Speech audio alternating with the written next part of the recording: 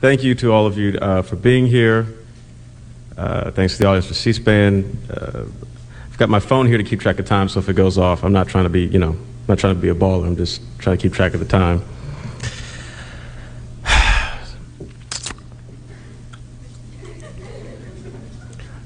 So today we're talking about redefining the image, which, is comforting to me because I think oftentimes when we start to examine politics, in particular, public policy, what's going on in the world, sometimes those of us who lean towards the political left fail to understand the importance of image.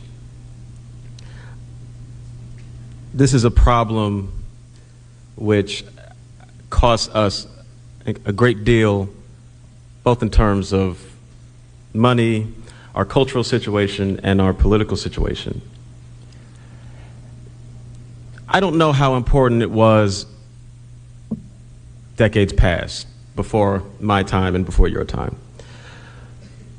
But what people consistently underestimate today is how the nature of mass media has transformed society. 10 people control 90% of everything you see, read, and hear in this country. 10 people. And they want to tell you that Cuba has state-run media.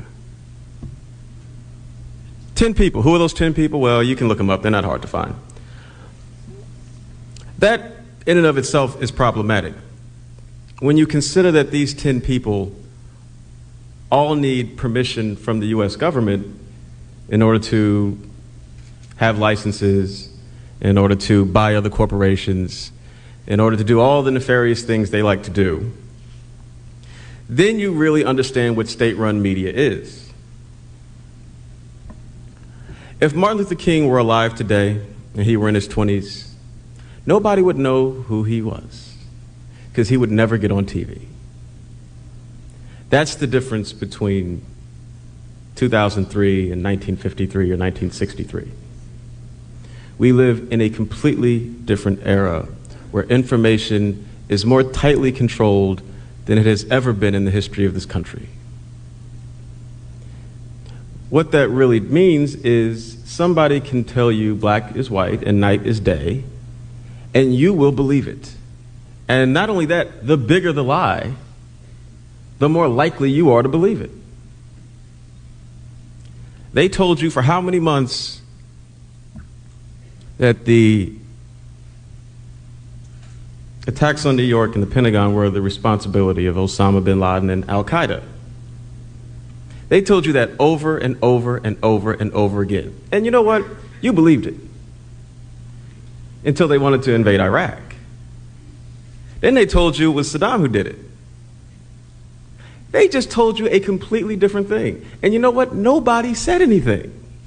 Everyone, oh, okay, sure. Now, you guys are smart, so I know some of y'all had to be asking questions. Some of y'all had to go, oh, this ain't sitting right. But the vast majority of Americans believed it.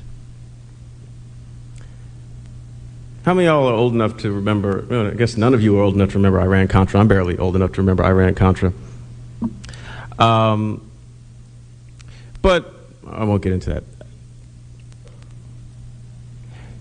There is such a limited amount of truth available for you to acquire, to digest, and to apply.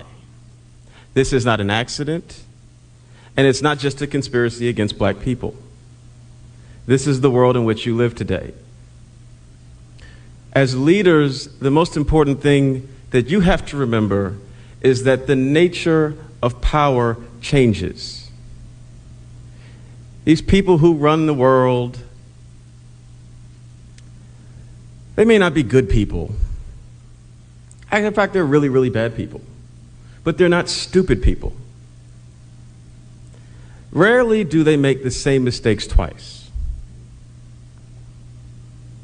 Meaning, whatever worked before whatever strategies, whatever tactics, whatever plans were really successful 30, 40 years ago, they're not going to work anymore.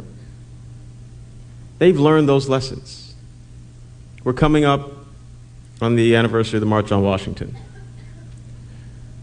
One of the most memorable moments in American history, something that has ingrained itself in all of American culture, because we can look, we can remember, all of us seeing the footage of all those people,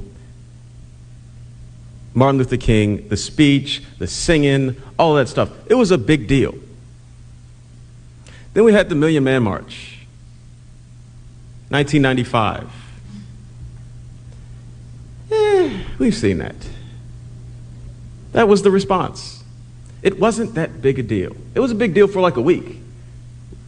Y'all are probably too young to remember that, but you know, we all went, we felt good. It was like a moment. But there was something that felt a little old. And then there was a Million Mom March and a Million Black Women. There's been like 500,000 people marches since then. To the point that when we're on the verge of the Iraq War, no, actually after the Iraq War started, some 400,000 people march in New York City. And they don't even get on the news. This is what I mean when I say that the nature of power has changed. The Civil Rights Movement, what was so amazing